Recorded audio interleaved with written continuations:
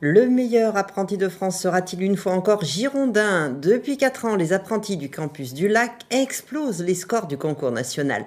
Ce matin, ils participaient aux sélections départementales et régionales dans la catégorie employés des ventes. Les élèves devaient réaliser la plus belle vitrine de magasin avec comme thème imposé les Jeux Olympiques. Rachel Contensou. Comme les 6 autres candidats, Yasmine travaille sur l'élaboration de sa vitrine depuis plus de 4 mois, en prévision du jour J. Ça a commencé avec un croquis, du croquis on en a discuté, on essaye et ensuite on améliore jusqu'à arriver à la finale. Moi j'ai préféré partir, du coup toujours dans les JO, mais version paralympique. J'ai pris un mannequin, je lui ai enlevé le bras du coup pour être dans le thème des Paralympiques et la Tour Eiffel pour rappeler Paris et le but, vu qu'on est en vente, mettre des tote bags en avant sur Paris 2024. Les élèves ont eu 3 heures pour réaliser une vitrine à l'image de l'entreprise dans laquelle ils sont en alternance. Alors là, je suis alternant chez Intersport.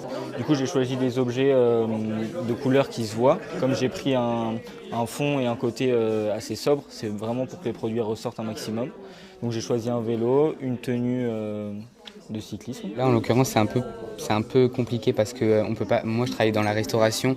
C'est un French coffee shop, donc c'est un peu compliqué de mettre en avant des donuts, des muffins, etc.